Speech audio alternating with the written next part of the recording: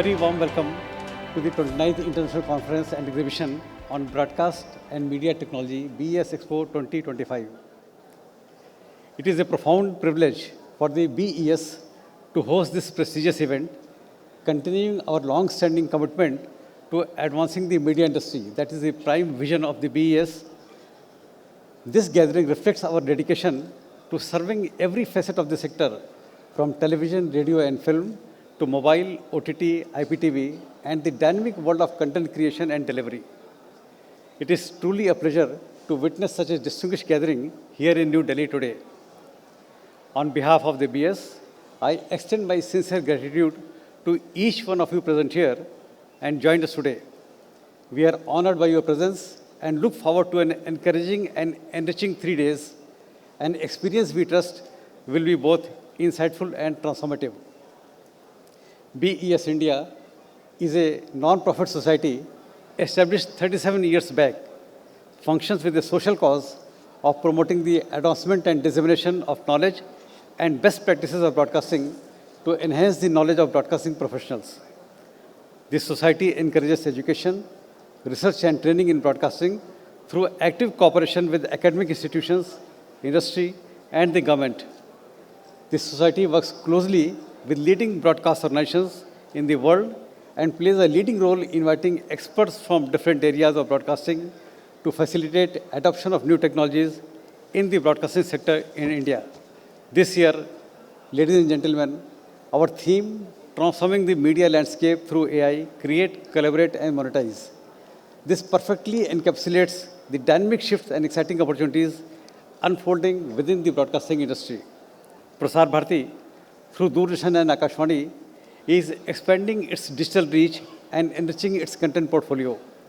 The recent launch of its very own OTT platform, PB Waves, marks a significant milestone in this journey, further extending the public broadcaster's digital footprint and accessibility. The present visionary leadership continues to steer India's public broadcaster towards innovation, inclusivity, and global relevance. When we are in a position to leapfrog in terms of technology, we are also in a position to dictate in terms of spectrum allocation, but also the standardization roadmaps. As a country, we should be in a position to reflect the standardization roadmap and bring it in alignment with the case where we hold the IPRs. And that is how the world economies have always played the standardization game. Ladies and gentlemen, coming up next is a keynote address by Mr. Mark A. Aiken, who's the Senior Vice President for Advanced Technology, One Media, USA. And for me, I'm going to speak a little bit about what the transformation has been from my perspective of being in India for 27 years.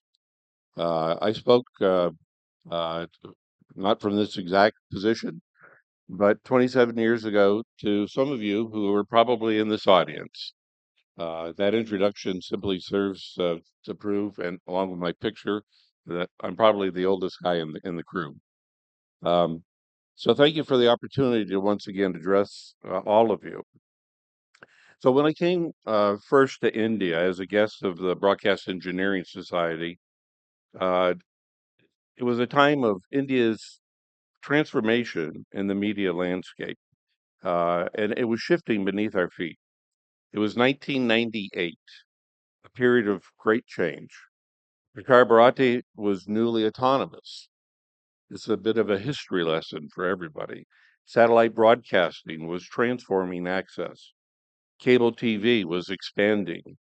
And there were spirited debates about Western influence, cultural preservation, and the future of public service medium. And through it all, India has adapted. But more than that, India has led. Now in 2025, we find ourselves once again at a turning point where the convergence of technology, policy, and people is reshaping what media means and, most importantly, who it reaches. Once it was about towers, now it's about touchscreens. Once it was about satellite dishes, now it's about phones in every hand. And direct to mobile broadcasting, D to M, stands at the center of this transformation. The point is that the moment is ripe for India and a broadcasting revolution.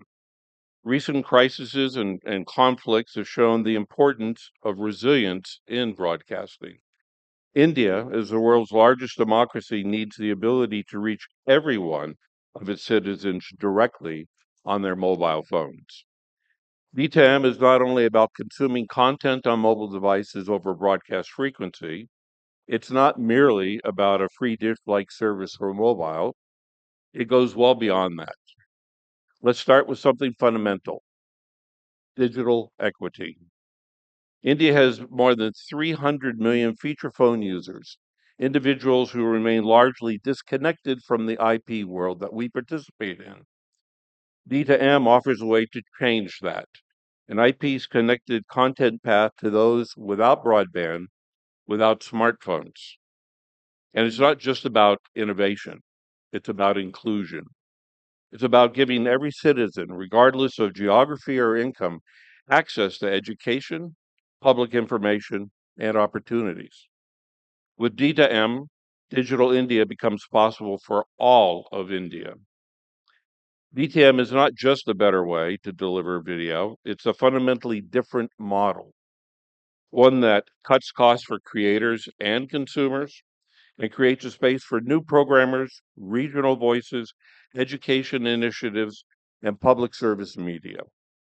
Imagine a future where a young educator in Assam can distribute free video lessons nationwide with no CDM bill, no App Store gatekeeper, no platform bottlenecks. D2M democratizes distribution, and that means democratization opportunities. Now, this vision isn't just hypothetical. It's real, it's here, it's now. India has a complete homegrown D2M technology stack. Indian designed silicon chips, Indian assembled hardware, Indian developed software platforms, and Indian content. And at the center of this is a US India collaboration, one rooted in respect, shared innovation, and common purpose. Projects like that envisioned by Freestream, built on open standards and partnerships, show that we can build systems for the world, not just for a single market. This is Make in India, not just for India, but for the global South and well beyond. Ladies and gentlemen, moving forward, we have an address by our guest of honor, Mr. Gaurav Dwivedi, who's the IAS CEO, Prasar Bharati. I've been coming here for the last couple of years and have been a part of some of the discussions.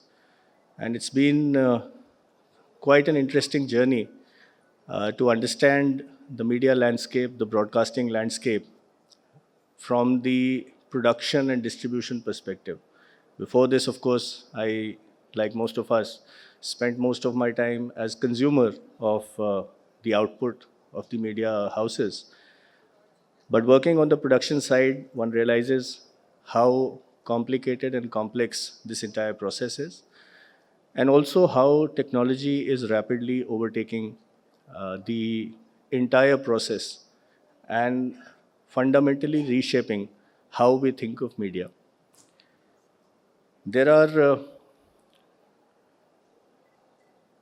the standard things that we talk about the advent of the written word, the published word, the radio, television, digital, and all of these, as they evolved, led to a kind of a fear in the established media houses or the content creators that maybe with the advent of a new technology, the older technologies would die out. This is something which has been repeatedly proven wrong. The written word still exists, the published word still exists, radio still exists, television still exists. They have changed forms, they have changed the nature in which the content is created, how it is processed, how it is distributed. And I think now we have reached a stage where it is possible to not only globalize the content, but also hyper personalize and hyper localize it simultaneously. The theme of this year's BS Expo is artificial intelligence. And for the last year or so, we've seen that almost on a weekly or a fortnightly basis, there are new AI products being launched. And with the launch of each product, within the span of a week or 2 weeks, each one claims that all the other products that had been released the previous week or the previous fortnight are completely outdated and are of no use at all.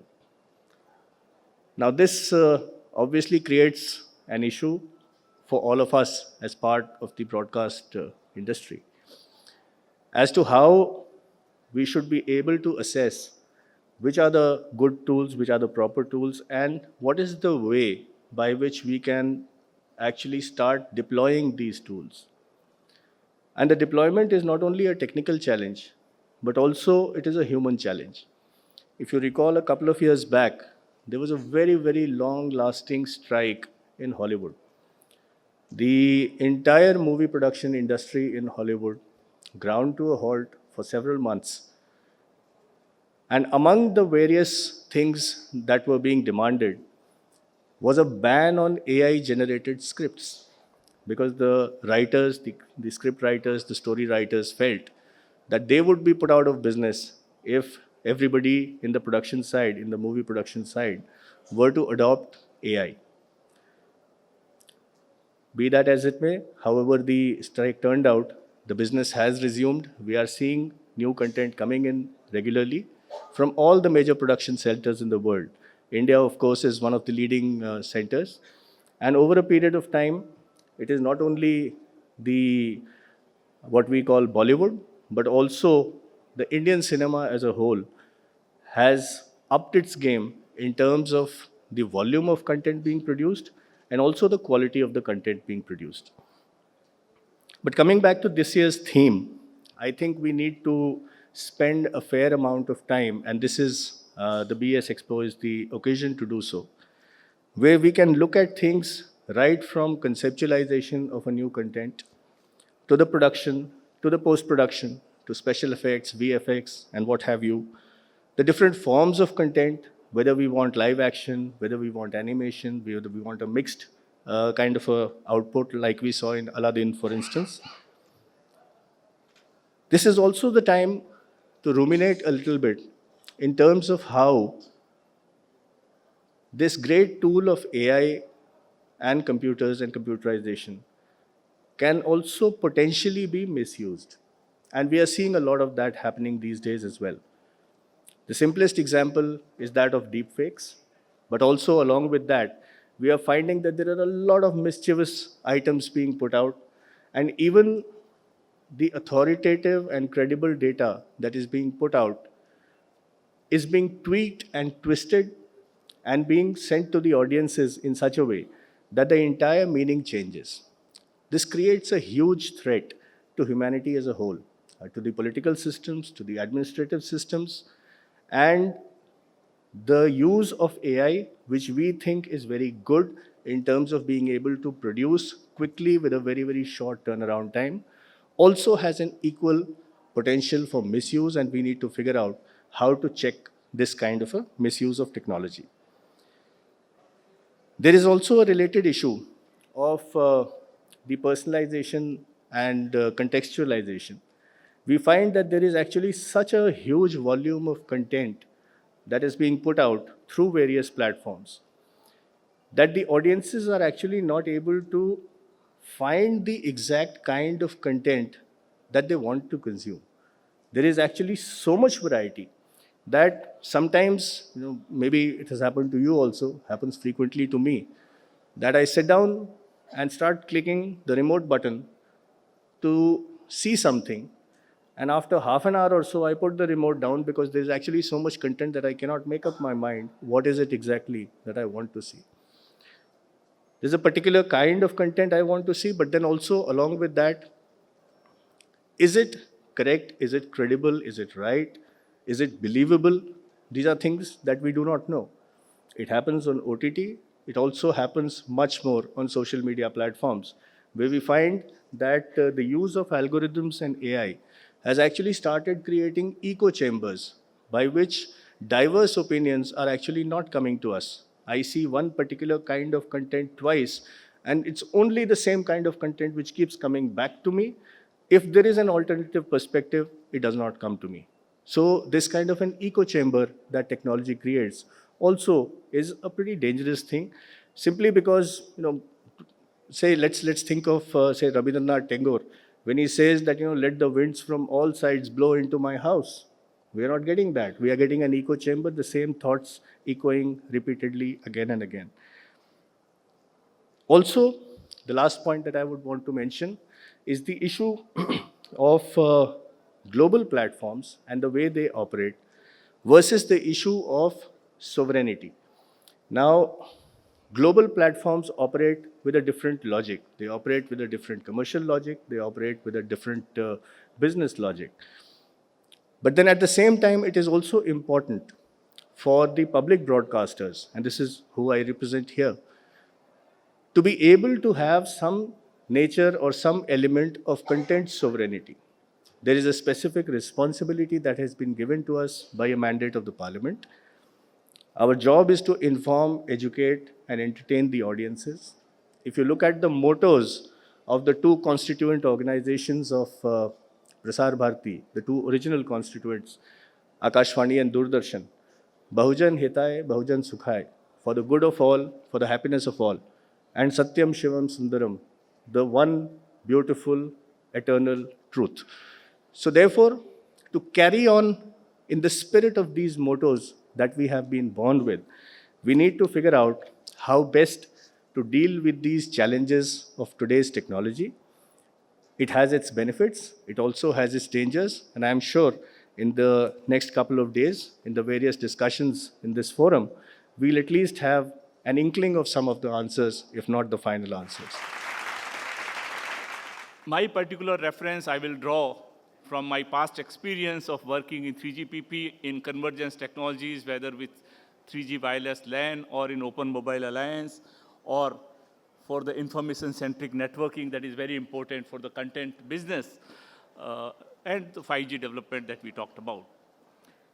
In the media ecosystem, we have very, very rapidly transformed from the days when viewers had no choice but to just tune into a scheduled programming onto a specific channel for a particular location, to the cable business, which bundled together many of the channels, which became pricier and led to the on-demand streaming solutions that we are today talking about.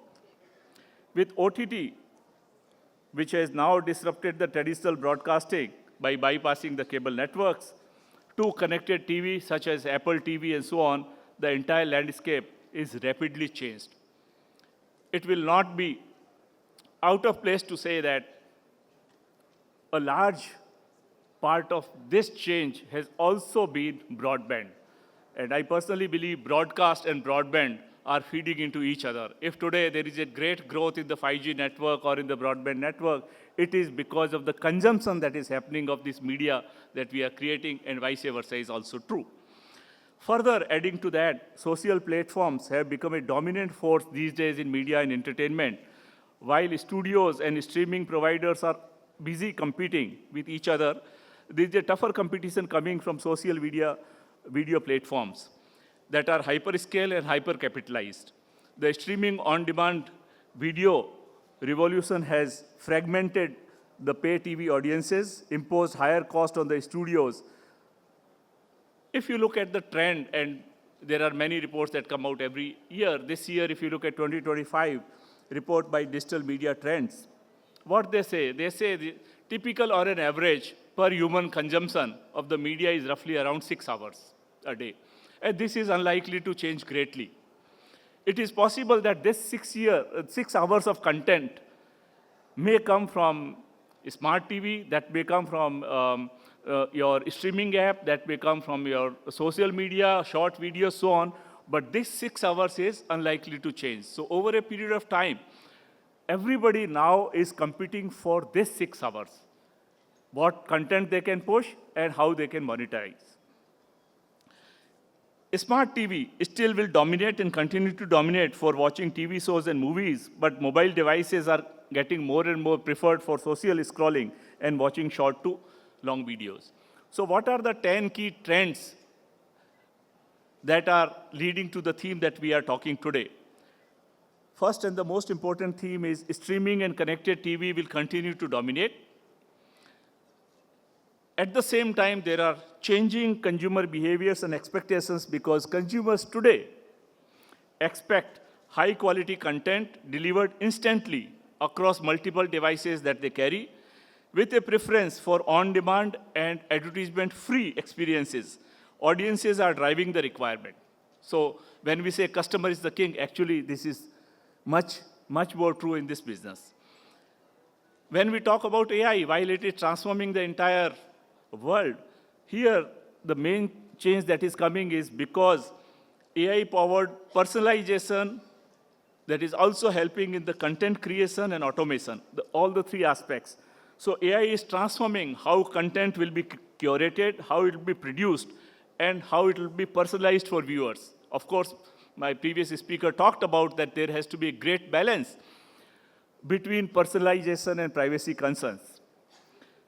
AI will analyze the viewers' preferences and behaviors to deliver tailored recommendation. More importantly, AI is automating many of the workflows that are required for producing content.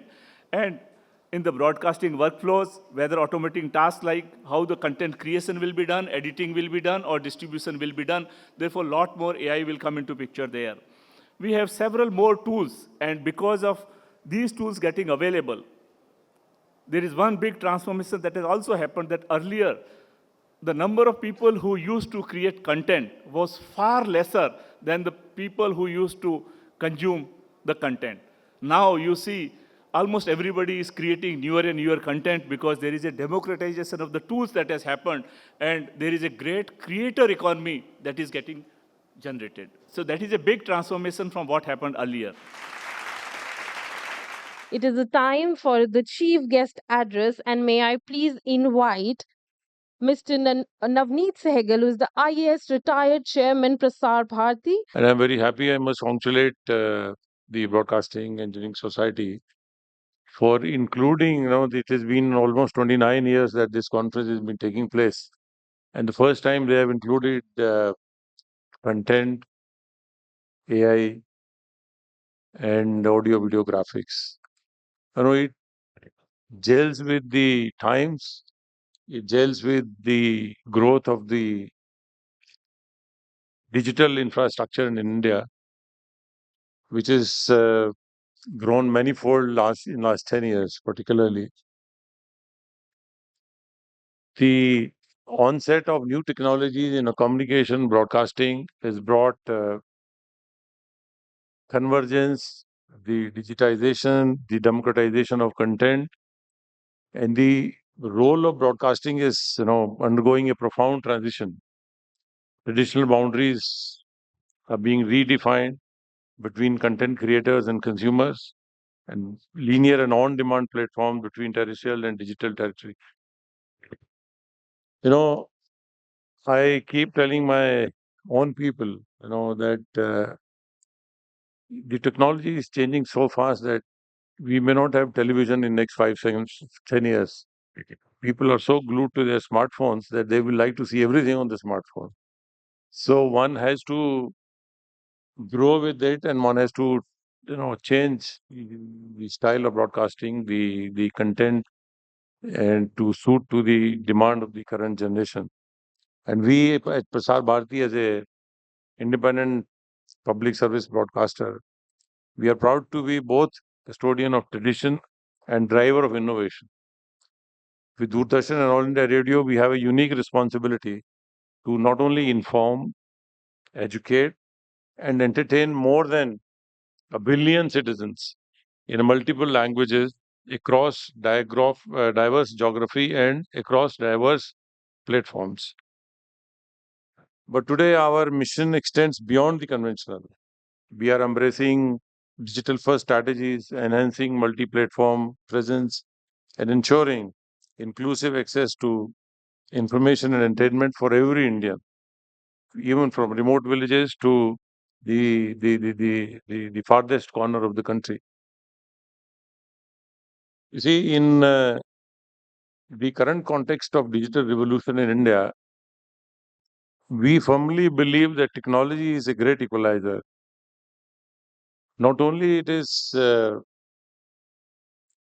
giving the digital advantage to every citizen because now it is available, but it is also changing the media consumption habits of the citizens. The OTT wave has just swept the across the globe, fundamentally reshaping how audiences discover, consume, and engage with content. From Bing watching on demand series to personalized news feeds, the power has shifted to the viewer. We are committed to ensure that public service content remains relevant, discoverable, and accessible on all the platforms, easily accessible to that extent, not just for entertainment, but for education, information, and national integration, which is at the core of all of our broadcast. And it's both a challenge and an opportunity for us as nation's public service broadcaster. We are accepting this with open arms. Our content is no longer confined to terrestrial and satellite platforms. Through digital apps, YouTube, download, social media, OTT, we are reaching millions of young people, young Indians who prefer to watch on their mobiles and tablets in their convenience and in their language. We are also enhancing our multi platform presence, investing in cloud based workflows, and upgrading the legacy infrastructure to meet the demand of the digital area. With platforms like News on Air, DD's India's global outreach, and exponential growth of DD Free Dish, we are positioning ourselves not just as a national broadcaster, but a global viewer of India. And our objective is to project our cultural, historical, and economic strength to the globe, to everybody else in the world. And that is why we are using AI tools, experimenting with multi-language subtitling, building robust digital archives, and so that the treasure trove of Doordarshan and AI content can be rediscovered by future generations. In fact, we have put most of our archives on our OTT platform also, so it is easily discoverable. And one of the frontiers that we are expecting, it is one of the major discussion point in this conference also is D2M mobile. That sort of broadcasting we are working on. We have already initiated the pilot project, and it has the potential to revolutionize how video content is not only delivered but also seen in a as vast as a diverse country as ours. So it's a challenge. Technology remains a challenge, but yeah, I think today's discussion may bring out something out of it. With D2M, we also envision broadcast grade video and audio content delivered directly to mobile phones without depending on internet or phone connectivity, mobile data connectivity. This is vital, very vital for remote regions. Disaster management, very important for disaster management, e-learning, and ensuring public safety alerts they reach every citizen effectively. And in collaboration with Ministry of Information Broadcasting, the Department of Telecommunication, IITs, industry stakeholders, Prasar Bharati is actively working on B2M trials, spectrum planning, and standard development. Our goal is clear: to create a national infrastructure that combines the strength of broadcasting and mobile networks for the benefit of all citizens across the country.